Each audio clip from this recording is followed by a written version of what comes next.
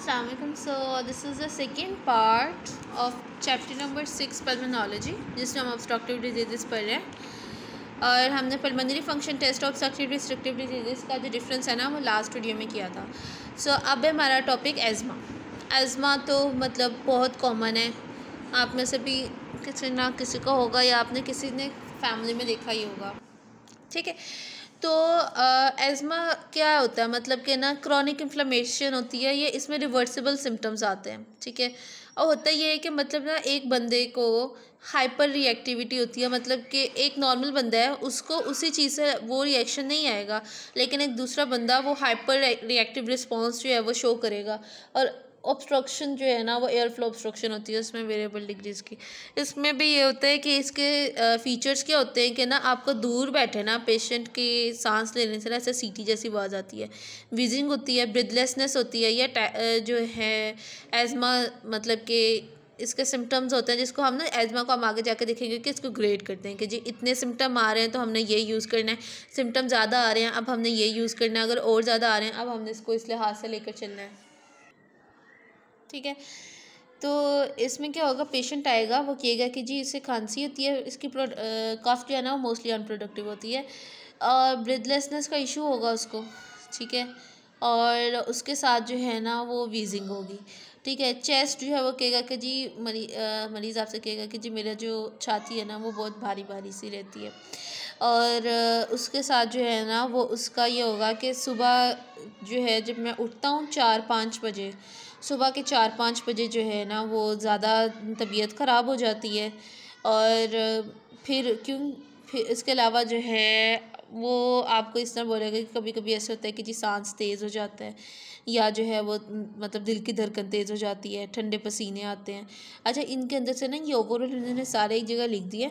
इसमें से कुछ हैं जो सिंपल मतलब आप उसको देखते हो, लेकिन कुछ सिम्टम्स हैं जब वो तब होंगे कि जब चीज़ ज़्यादा ख़तरनाक हो रही है या जो है ना वो एग्जैसरबेट कर रही है, टेकिकार्डिया टेकिपनिया वगैरह, ये अब तब आते हैं फीचर्स जब वो थोड़ा सा ज़्यादा हो जाता है। अच्छा, ट्रिगर्स इसके क्या होते हैं, ट्रिगर वही होते हैं कि जो रिस्पिरेटरी इरिटेंट होता है, एलर्जन होता है, इन्फेक्शन होता है, ड्रग्स वगैरह जैसे एस्पिरिन है, एनसाइड है, बीटा ब्लॉकर्स हैं। ये चीज़ें क्या करती हैं कि ये अंदर जाती हैं ना, तो अंदर जाके इन्होंने करना होता है ये अंदर ल्यूकोट्राइंस वगैरह जो हैं उनको ज़्यादा कर देती है ना। ठीक है, और फिर उसके बाद क्या होगा कि सारा जो इन्फ्लेमेटरी रिएक्शन वगैरह ना वो आएगा। दो पाथवे होते हैं ना, तो अगर वो प्रोस्टाग्लैंडिन को इनहिबिट कर रही है तो ल्यूकोट्राइन पाथवे जो है वो ऑटोमेटिकली अप हो जाता है। एंसाइड और एस्पिरिन दोनों एक जैसा रिस्पॉन्स करते हैं। Emotional stress, exercise, cold temperature वगैरह में भी यही होता है। अच्छा, इसमें ये होता है ना बेसिकली अगर हम इसकी थोड़ी सी पैथोफिजियोलॉजी अगर देख ही लें तो ऐसे हो रहा है कि एक इसका अर्ली रिस्पॉन्स होता है, ठीक है, और एक जो है ना वो इसका लेट रिस्पॉन्स होता है। अर्ली में होता है कि ऐसे मतलब एलर्जन आ रहा है और जो है उसके अंदर मतलब आके वो अटैच होता है कि जी मास्ट सेल्स हैं इस तरह परे हुए हैं, उनके ऊपर IgE एंटीबॉडीज़ आके अटैच हो जाती हैं और बॉडी रेडी हो गई। ठीक है, प्रॉपरली जो है ना वो उस एलर्जन को उसने उस एलर्जन के ख़िलाफ़ एंटीबॉडीज़ बना ली। हालांकि वो एलर्जन क्या थी, डस्ट थी, तो इसके ख़िलाफ़ एलर्जन बनाने की ज़रूरत नहीं थी, लेकिन उसने बना ली। बॉडी बहुत ही ज़्यादा हाइपर रिस्पॉन्सिव हो गई है भाई। अच्छा, लेट में क्या होगा कि जब सेकेंड टाइम वो स्टिमुलस आएगा ना, सेम स्टिमुलस, तो ऑलरेडी एंटीबॉडीज़ परी हुई हैं बॉडी के अंदर, अब जो है ना वो सही वाला रिस्पॉन्स आएगा। और ये रिस्पॉन्स आएगा, साथ में क्या होगा, इन्फ्लेमेशन वगैरह होगी। ठीक है, और साथ में सारे जो इंटरल्यूकिन्स वगैरह ये सारे रिलीज़ होते हैं और सारा जो आपका फिनोमेना है ना वो आता है और आपके प्रॉपर जो साइन एंड सिम्टम्स है ना उसके साथ पेशेंट आपके पास प्रेजेंट करता है। अब जैसे हम इसका देख लेते हैं, एक सिनेरियो देख लेते हैं। अच्छा, 20-year lady presented in emergency with complaint of unproductive cough and difficulty in breathing. ठीक है, over last 1 week. ठीक है, she couldn't sleep for past 2 nights. On examination, pulse was 120 per minute, blood pressure was 120/80, temperature was 100 degree Fahrenheit, respiratory rate was 36, mildly cyanosed, no mediastinal shift, and chest जो है वो उसकी क्या थी, resonant थी। Breath sounds जो है वो वेजिकुलर थी with prolonged expiration along with rhonchi and scattered crepitations bilateral. Rest of the examination unremarkable. अच्छा, अब इसके अंदर ना हम देखते हैं कि हमारी जो काम की चीज़ है ना वो क्या है। एक तो जी एमरजेंसी में प्रेजेंट की है और यंग लेडी है। अच्छा, जो एज़मा है ना ये बेसिकली जेनेटिक है, मतलब कि स्ट्रॉन्ग फैमिली हिस्ट्री होगी, और एजमेटिक जो है ना उनको बचपन से ही पता होता है कि जी उनको एज़मा है। ठीक है। और जो जिस चीज़ से अज़मा होता है ना उस चीज़ का उनको पता भी होता है। अगर इस एज में आ रहे हैं ना तो इनहेलर्स वगैरह यूज़ करते ही होते हैं।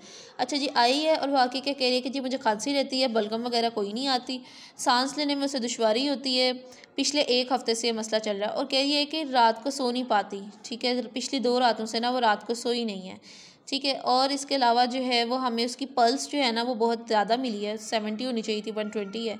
बीपी नॉर्मल है, टेम्परेचर जो है उसका थोड़ा ज़्यादा ही है, और रिस्पिरेटरी रेट उसका ज़्यादा है, ठीक है। इसका मतलब यानी कि ब्रेथलेसनेस है और वो ठीक से ले नहीं पा रही सांस, या प्रॉपर्ली जो है वो एयर को एक्सहेल करने की कोशिश कर रही है, ठीक है वो।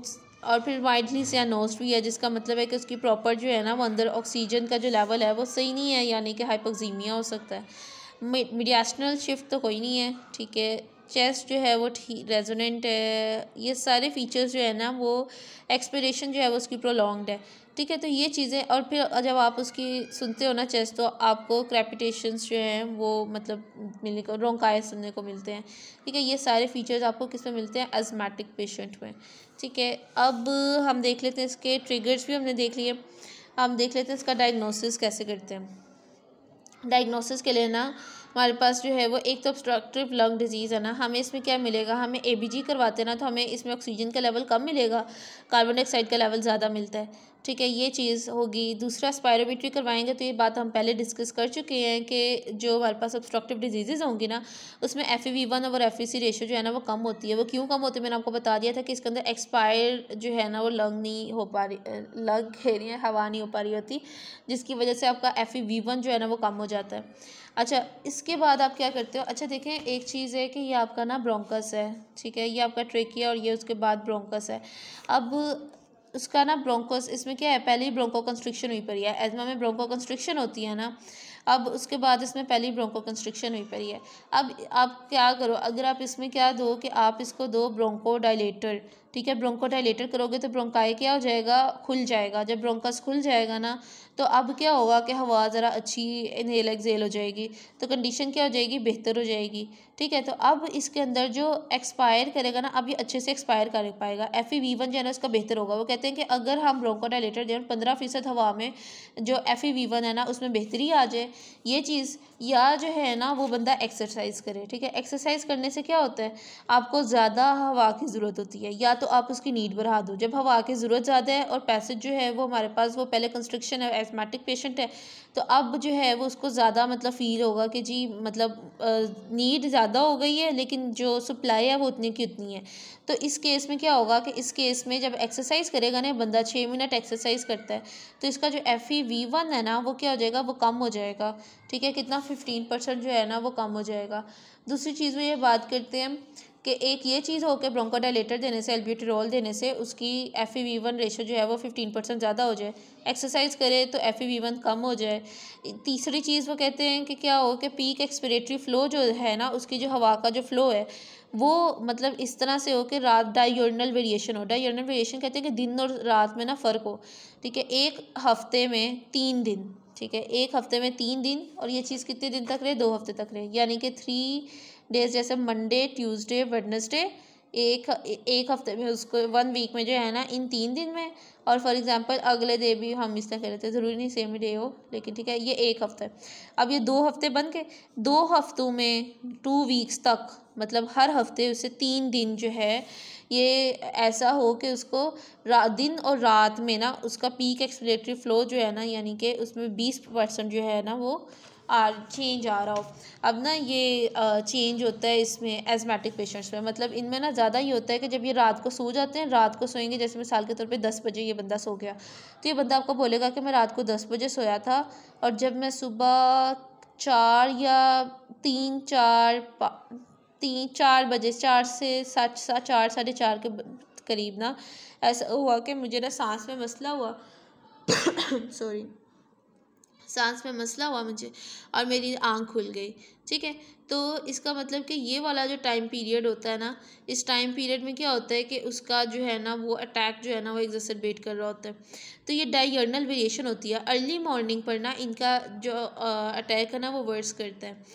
तो सारी सिक्रीशंस वगैरह अंदर परी हुई हैं। नॉर्मल बंदे में वो मतलब पास आउट हो जाती हैं, सही हो जाता है, लेकिन इस बंदे के अंदर जो है ना वो पहले ही ब्रोंको कंस्ट्रिक्शन है ना, तो मसला ज़्यादा हो जाता है, जिसकी वजह से ना उसे मतलब उसकी आँख खुल जाती है। तो अब जिसकी ये डायर्नल वेरिएशन जो है ना, यानी कि दिन रात का जो फ़र्क है ना इसका, ये है ना, और वो डायर्नल वेरिएशन उसकी 3 दिन तक है, एक हफ़्ते में 3 दिन रहती है, और 20% से ज़्यादा चेंज आता है उसमें पीक एक्सपिरेटरी फ्लो में। तो इसका मतलब है कि वो भी एस्मेटिक है। मेथाकोलिन चैलेंज टेस्ट जो है वो हम देते हैं। इसमें हम क्या करते हैं कि एक और तरीका है, हम इस बंदे को क्या दें, हम इस बंदे को कोई ब्रोंको कंस्ट्रिक्शन जो है वो इसकी करवा दें, यानी कि ये पहले ही तंग है रास्ता, हम और तंग कर दें, ठीक है। उससे क्या होगा, उससे काम ख़राब हो जाएगा, FEV1 जो है वो क्या होगा, वो कम हो जाएगा, ठीक है। तो अगर ये हम ब्रोंको कंस्ट्रिक्शन देते हैं और उससे जो है वो हमारे पास क्या होता है कि आपकी जो कंडीशन है ना वो क्या होगी, कम हो जाएगी। FEV1 जो है ना वो कम हो जाएगा, कम से कम 20% उसमें चेंज आएगा। इसका मतलब है एस्मेटिक पेशेंट है। अब दूसरी चीज़, ऑब्स्ट्रक्टिव लंग डिजीज में COPD होते हैं ना, मिलते जुलते सिम्टम इसके भी हैं, तो हम उससे डिफ्रेंशिएट कर सकते हैं मेथाकोलिन चैलेंज टेस्ट से। हम जब मेथाकोलिन COPD के पेशेंट को देंगे ना तो इसमें FEV1 में चेंज नहीं आता। बाकी दूसरे टेस्ट अगर करवाने हैं तो वो क्या क्या करवा सकते हैं, CBC करवा सकते हैं, उससे एसिनोफिलिया आएगा। स्किन टेस्टिंग करवा सकते हैं, क्योंकि वो स्पेसिफिक एलर्जन जो है ना, मतलब जिस चीज़ से उसको मसला है उस चीज़ से उसको मसला स्किन में भी मतलब एलर्जिक रिएक्शन शो करेगा। IgE लेवल चेक करेंगे, वो इसके ज़्यादा होंगे।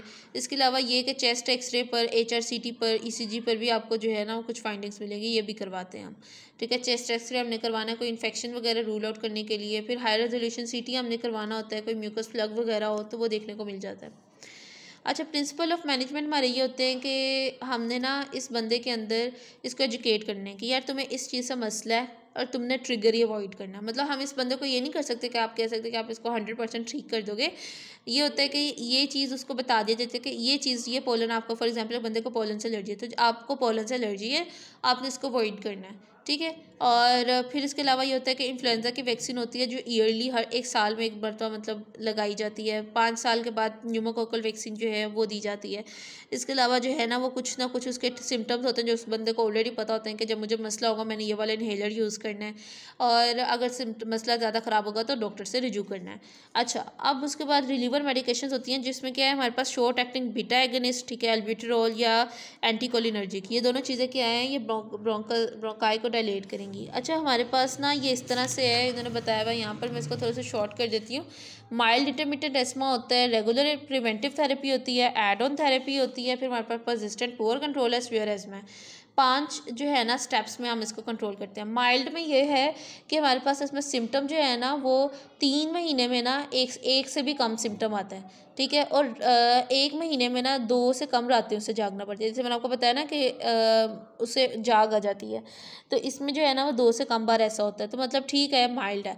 अगर ऐसा हो कि उससे पिछले फिर है हमारे पास रेगुलर प्रिवेंटिव थेरेपी, हम उसमें करते हैं जिसमें 2 साल के अंदर जो है ना वो एज़मा भर गया, एक्सरबेट हो गया, या जो है ना उसे 1 हफ़्ते में 3 बार इन्हेलर की यूज़ करना पड़ गया है, ठीक है, या 1 हफ़्ते में 3 बार से ज़्यादा सिम्टम आ गए हैं, या 1 हफ़्ते में वो 1 बार जाग रहा है, ये अच्छी बात नहीं है। यहाँ पे देखें हमने कहा 1 महीने में मतलब कि वो इतनी बार जागे, और आप देखें 1 हफ़्ते में उसे 1 बार जागना पड़ रहा है, तो इसके अंदर हम थोड़ी डोज बढ़ा देंगे। फिर है एड ऑन थेरेपी, इसमें सिम्टम्स उससे ज़्यादा हो जाएंगे, परसिस्टेंट पुअर कंट्रोल में उससे ज़्यादा, और सीवियर एस्मा जो है ना इसके अंदर उससे ज़्यादा हो जाएंगे, ठीक है। या तो जो है ना वो डेली सिम्टम आ रहे हैं कि बंदे को रोज़ाना रात को उठना पड़ता है, बार बार उसे इमरजेंसी रूम जाना पड़ता है, हॉस्पिटल जाना पड़ता है ठीक करने के लिए। FEV1 उसका 60% से भी कम हो गया है। अच्छा, अब तरीका क्या है कि जी हमारे पास होते हैं शॉर्ट एक्टिंग बीटा एगोनिस्ट। पहले हम सिर्फ यही देते हैं, अल्ब्यूटेरॉल, टेरब्यूटोलिन वगैरह ना। जब मसला थोड़ा सा ज़्यादा ख़राब हो जाता है ना, एड ऑन थेरेपी, हम उसमें इनहेल कॉर्टिकोस्टेरॉइड लो डोज में ऐड कर देते हैं। जब थोड़ा और ख़राब हो जाता है, हम ऐड अप करते हैं तो हम long acting beta agonist add कर देते हैं, ठीक है। फिर जब थोड़ा सा और ख़राब होता है फिर हम इनहेल कॉर्टिकोस्टेरॉइड के हाई डोज कर देते हैं, और एंड पे ना हम ओरल स्टेरॉइड भी ऐड कर देते हैं। तो ये सीक्वेंस है, मतलब अगर आप इसकी पिक्चर लेना चाहें तो ले लें कि साबा, फिर इनहेल कॉर्टिकोस्टेरॉइड, फिर लाबा, फिर उसके बाद उसकी ICS की ही डोज बढ़ा दो और फिर ओरल स्टेरॉइड पे आ जाओ, ठीक है। इसमें देखें short acting beta agonist, regular preventive में हमने इनहेल लो डोज कॉर्टिको साबा तो देनी है, साथ में हमने जो ऐड की वो इनहेल लो डोज कॉर्टिकोस्टेरॉइड दी जो कि बेक्लोमेथाजोन है, या हम ल्यूकोट्राइन रिसेप्टर एंटागनिस्ट देते हैं, मोंटील्यूकास्ट, जाफिल्यूकास्ट वगैरह।